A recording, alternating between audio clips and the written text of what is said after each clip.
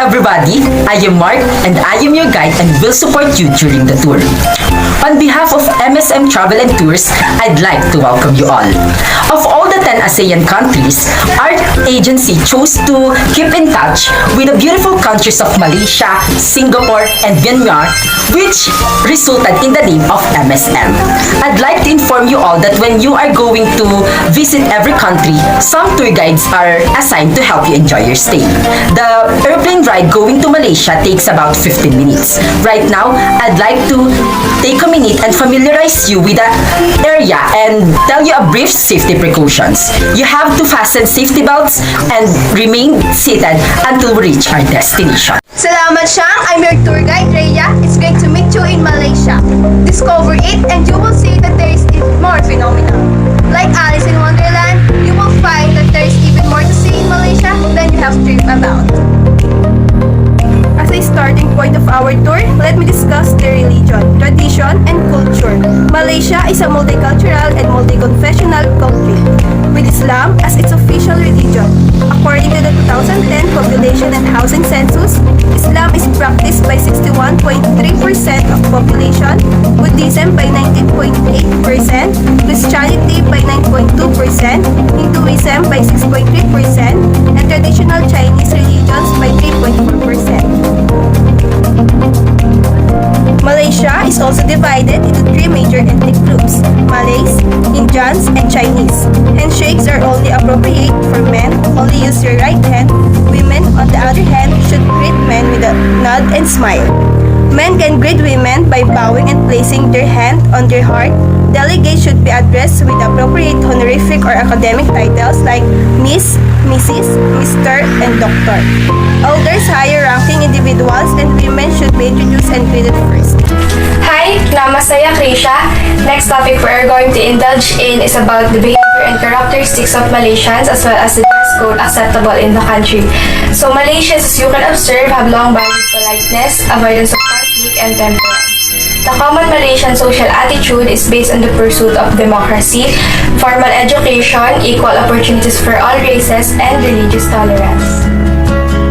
So, bahu kurung, which consists of a knee-length full-sleeve blouse and a long skirt called kain, is the current traditional dress for women. One side of a skirt is pleated and a scarf on the head is usually worn with this outfit. The kebaya, as this costume, is a semi-formal version. In its capital Kuala Lumpur, there is no specific dress for visitors. Malaysian women wear scarves or veils over their hair, and some wear loose clothing that completely covers them, as well as shorter skirts, fitted tops, and heels. Terima kasih, Krisha.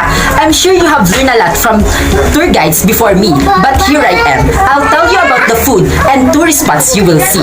If you have any questions, please ask. It's my job to answer them. All my time is talk to you sightseers, so let's get started with the tourist spots. The Petronas Twin Towers, the world's tallest twin towers, are located in Kuala Lumpur and reach a height of 452 meters above the clouds. The towers have a total of 76 elevators and are 88 stories tall. Did you know that Sipadan Island should also be on your bucket list because the surrounding ocean waters are home to endangered hawksbill turtles, whale sharks, monitor lizards, and hundreds of coral species, making it the world's richest marine habitat. The island is also known as one of the best diving destinations in the world, and it is heavily protected. Visitors must obtain a permit in advance, and only 124 permits are issued each day. Let's move on to their food now. Coconut rice, prawn sambal, fried anchovies, peanuts, cucumber slices, and ayam rendang make up nasi lemak, which literally means fat rice. There may be some variations in the accompaniments, but rice, cucumber, and peanuts are pretty much always present.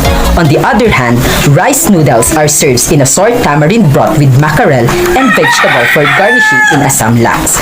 The spicy paste causes a burning sensation in the back of your mouth. Did you know that Malaysia have 10 dialects? Yes, they have 10 dialects. These are the Bahasa Malaysia, the Kelantanese, the Terengganuan, Kihadan, Sarawakian, Bajau, Nigeri, Sembilan Malay, Banjar, Bruneian, and Indonesian. Dear Yes, let me introduce myself. My name is Jane and I will be your last tour guide and will support you during the tour. Because Malaysia is known as the land of indigenous Malay, I am surely that you will enjoy your stay here. Because of its artistic diversity, particularly in handicrafts, Malaysia is well known for its pewter products, as well as tin, antimonite, and copper alloys. They are frequently found in the form of kitchenware, tableware, and gifts. Bamboo, rattan, mengkuang, coconut shells, and pandan leaves are also popular in materials for hand-woven crafts. Typically, these are made into bags, purses, or baskets. Not only that, as Mark stated earlier, Malaysia is known for one of the most famous iconic Asian landmarks, the Petronas Twin Towers. Also, it became famous for its coastal landscapes as a Southeast Asian country surrounded by water. We are not done yet because Malaysians love to celebrate everything in life. Hari Raya Idul Fitr heralds the end of Ramadan, the month of fasting with 2 days of feasting and celebration. This national holiday is one of Malaysia's most important festivals, with houses and mosques decorated with lights and massive feasts featuring Malaysian delicacies such as lemang, ketupat, satay, kebabs, and cookies. Most locals host open feasts, which means that anyone is welcome to come into their homes and join in the fun. With Muslims constituting more than half of the country's population, this is one of Malaysia's most pompous festivals. Truly, Malaysia is a nation of celebrations. That's all for Malaysia. We hope that you enjoyed your time here. Next stop will be in Singapore!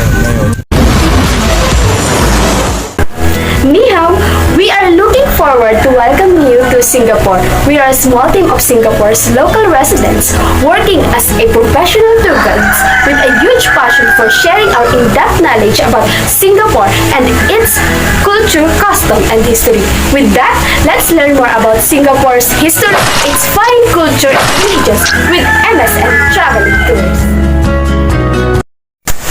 Singaporeans are relatively spiritual people. Religious beliefs in Singapore are strongly related to people's ethnicities. Buddhism is the most widely practiced religion in Singapore, accounting for 33.3% of the Singaporean population. Other than Buddhism, Hinduism, Islam, and Christianity are the primary religions. Technically, the Singapore religion is a synthesis of several communities like Malay, Indians, and Chinese Singaporeans. Despite its small size, Singapore's local customs and culture are distinct and mingling of various ethnic influences. All of this stems from the country's history as a trading center. Peace, justice, and social and religious harmony are central to Singaporean culture. The phrase fine city refers to more than just Singapore's cleanliness or quality of life. In fact, the government has prohibited a variety of activities in order to maintain state safety and order. If you don't want to pay a large fine or even go to jail, you should avoid the following behaviors, like chewing gum, spitting, littering, jaywalking, dancing on bar counters or tables, smoking indoors, drinking and driving, public drunkenness, and drug use. Some popular Singaporean customs and traditions are: when meeting a Singaporean, it is considered respectful to make a slight bow while shaking hands. Do not touch anyone's head, as many people regard it as sacred. Because the fingers are considered dirty, do not point them directly at someone. Also, remove your shoes before entering anyone's home or any temple or mosque. Last but not the least, it is considered polite to address middle-aged and elderly people as uncle or auntie. These laws are applied in Singapore, so check them out before you move. Sissy Marjorie, I can guarantee the best day of your trip will be the one that's spent in Singapore, because Singapore locals are funny and respectful, and they are the type of people who never give up or surrender. And also, they known as Kiaso, meaning they are friendly or lucid. Because win in be first and everything, or we are made to believe that somehow, in a long line of losers, second place is first. On the other hand, there are no official dress code in Singapore. What they will wear will be determined by the weather. In most places in Singapore, casual clothing like t-shirts, shirts, flip-flops are acceptable. And for high-end restaurants, bring a formal outfit and dress shoes. Not only that, but Singapore is also known for its glitz and glamour. It is one of the cleanest and most orderly cities in the world, and the island city-state is also one of the most popular visitor destinations because of their food. Food is seen as an important part of Singapore's national identity and a common cultural trend. Singaporean cuisine is an ethnically diverse as its people, blending influences from Malay, Chinese, Indonesian, Indian, and Western culture. Let's now move on to some tourist hotspots. The opulent Marina Bay Sands Resort Complex features a high-end luxury hotel, a mall with a canal running through it, the Art Science Museum, and the Marina Bay Sands Sky Park Observation Deck, a vantage point from which to view the entire city. You won't be able to stay away once you've seen this beautifully designed green space. Wander through the Bay East Garden, which is ideal for admiring the vibrant plant life and escaping the hustle and bustle of the city for a few moments. Did you know that Singapore is one of the world's only 3 surviving states? The Monaco and Vatican are the 2. It is also one of the smallest countries with a total land area of 682.7 square kilometers. Also, tourists often aim to see festivals and celebrations here. Most of them are ordinarily celebrated by a community and centering on some aspects of their community and its religion and its cultures. One of these is the Ipusang Festival. Its processions are not for the faint of heart. Sharp skewers pierce through tongues, cheeks, and bodies. As a form of self-mortification, the devotees may send shivers down the spine of onlookers. The Singapore Art Festival deserves to be also one of the must-see events for culture buffs.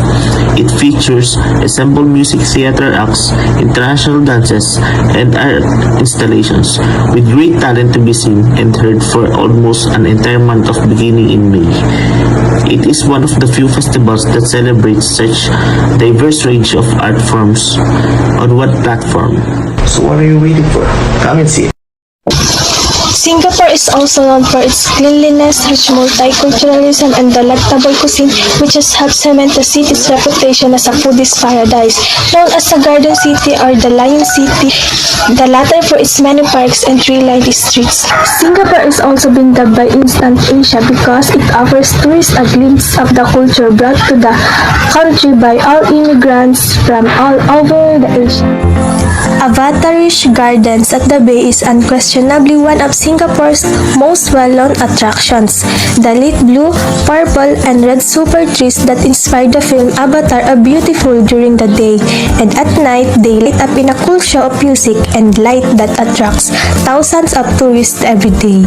Thank you for visiting Singapore. That's all. The next destination of MSM Travels and Tour will be Myanmar.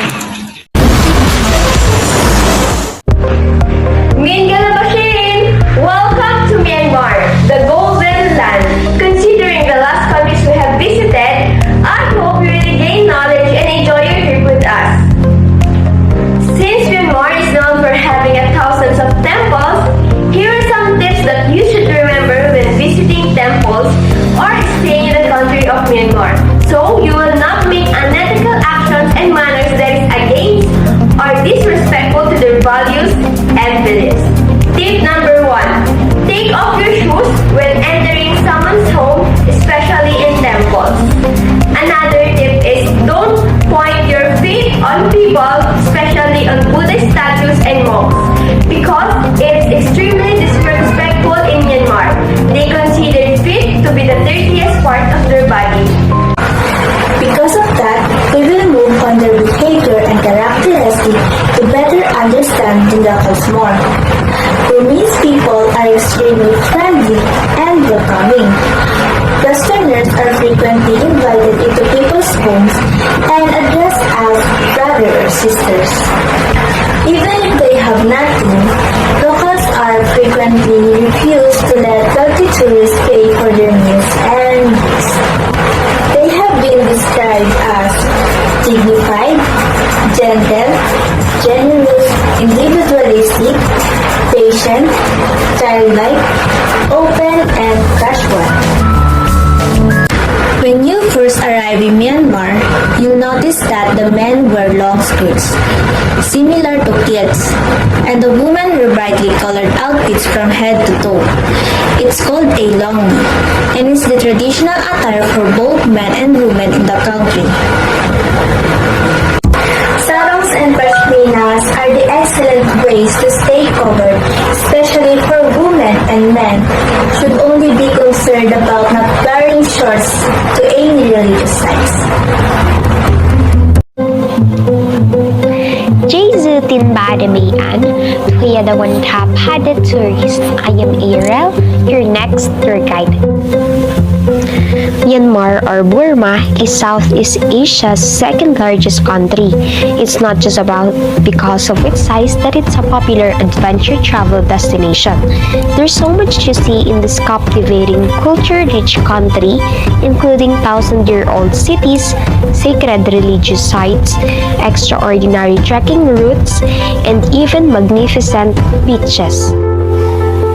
Now, I will tour you to Bagan. Let's go!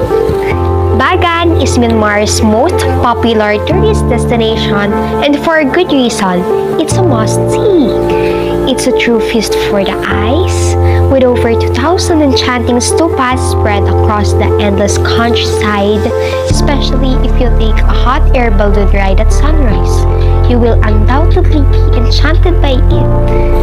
Bagan's best feature is that, unlike other archaeological sites, it is relatively undiscovered by tourists. Mingalaking Bra, I'm your tour guide, Edwin. I would also like to introduce to Myanmar's festivals and celebrations. Myanmar's food has not received the recognition it deserves, but tourists who have sampled the country's cuisine agree that its food is its realm card. As Ariel mentioned earlier, the culinary adventure in Myanmar is unlike any other experience that tourists can have in other countries. The food has Indian and Chinese influences, and when combined with the Myanmar feast, tourists are often taken back by the distinct and authentic flavors that pick them interest. Experiencing Myanmar's festival is an incredible way to understand its people and culture. Also, it can make you experience a memorable destination. Myanmar is famous for its Burmese festive spirit, and every year there are lots of different festivals happening around the country. These different and renowned celebrations in Myanmar aren't just festivals, yet they are a conventional method of giving an inside and out experience into its king's way of life, belief system, and lifestyle. It is for the both unfamiliar and nearby travelers. So, this is the sort of thing you wouldn't have any desire to miss, assuming you have the chance to visit Myanmar at the ideal opportunity of your travel. Thank you so much for traveling with us. It's our mission to bring you light and unforgettable memories to our tourists like you. We do hope that we really fulfill that mission.